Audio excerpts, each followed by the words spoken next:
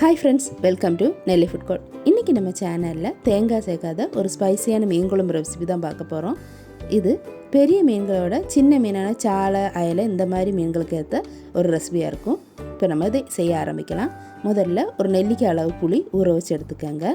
நான் இன்னைக்கு 1/2 கிலோ அயலை மீன் எடுத்திருக்கேன். இப்போ நம்ம இதை செய்ய ஆரம்பிக்கலாம். 3 டீஸ்பூன் அளவு எண்ணெய் சேர்த்துக்கோங்க. எண்ணெய் நல்லா சூடானதும் 1 டீஸ்பூன் கடுகு சேர்த்துக்கோங்க. கடுகு நல்லா வெடிக்க ஆரம்பித்ததும் அதில் 1 டீஸ்பூன் அளவு வெந்தயம் சேர்த்துக்கோங்க.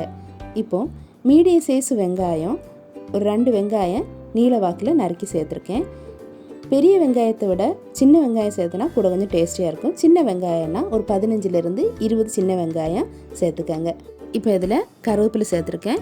கூடவே 2 பச்சை மிளகாய் நீல வாக்கில் கீரி சேர்த்துருக்கேன். உங்களுக்கு காரம் கம்மியாக போதும்னா ஒரு பச்சை மிளகாய் சேர்த்துக்கோங்க. இப்போ இதை மூடி வச்சு நல்லா வேக விடலாம். இந்த வெங்காயம் நல்ல ப்ரௌனிஷ் கலர் சேஞ்ச் ஆகிற வரை வதக்கி எடுத்துக்கோங்க. அதோட கலர் நமக்கு அந்த குழம்புல இருக்கும். இது கூட 1 டீஸ்பூன் அளவு இஞ்சி பூண்டு விழுது சேர்த்துருக்கேன். இஞ்சி பூண்டு விழுது நல்ல பச்சை வாசனை போக வதக்கி எடுத்துக்கோங்க.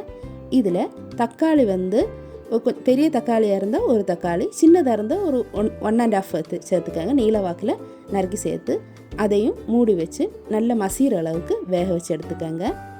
இப்போது இதில் தேவையான அளவு மசாலா பொடியெல்லாம் நம்ம சேர்த்துடலாம். இதுக்கு மல்லிப்பொடி ரொம்ப கம்மியாக சேர்த்தா போடும். அதனால் 1.5 டீஸ்பூன் மல்லிப்பூத்தூள் சேர்த்துருக்கேன். வத்தல் பொடி 3 டீஸ்பூன் ஆட் பண்ணியிருக்கேன். உங்களுக்கு கூட கொஞ்சம் ஸ்பைஸியாக வேணும்னா கூட ஒரு 1/2 டீஸ்பூன் சேர்த்துக்கோங்க.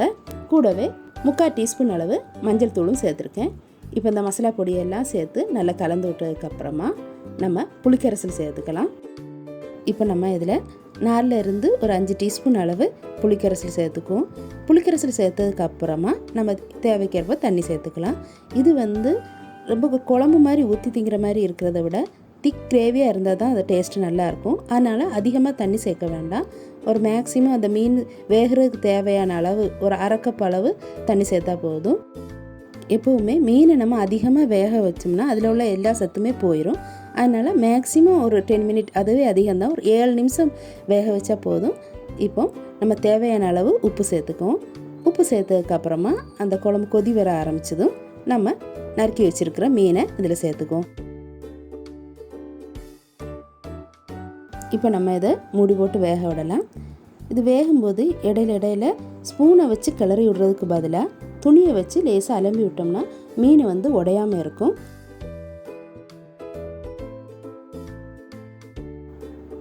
அவ்வளோதான், நம்மளோட டேஸ்டியான மீன் குழம்பு ரெடி ஆயிடுச்சு. இப்போ நம்ம ஸ்டவ் ஆஃப் பண்ணிடலாம். இது ஒரு திக் கிரேவியாக தான் இருக்கும். அதனால் இது கூட நம்ம ரசமோ இல்லை தேங்காய் அரைச்ச மஞ்சள் குழம்போ வச்சோம்னா அதோட காம்பினேஷன் ரொம்ப நல்லாயிருக்கும். இந்த ரெசிபியை கண்டிப்பாக உங்கள் வீட்டில் ட்ரை பண்ணி பாருங்கள். பார்த்துட்டு எப்படி இருந்துச்சுன்னு மறக்காமல் கமெண்டில் போட்டு விட்ருங்க. இந்த வீடியோ உங்களுக்கு பிடிச்சிருந்துச்சுன்னா லைக் பண்ணுங்கள், ஷேர் பண்ணுங்கள், கமெண்ட் பண்ணுங்கள். மறக்காமல் நெல்லை ஃபுட் கோர்ட்டுக்கு சப்ஸ்கிரைப் பண்ணிடுங்க. தேங்க்ஸ் ஃபார் வாட்சிங்.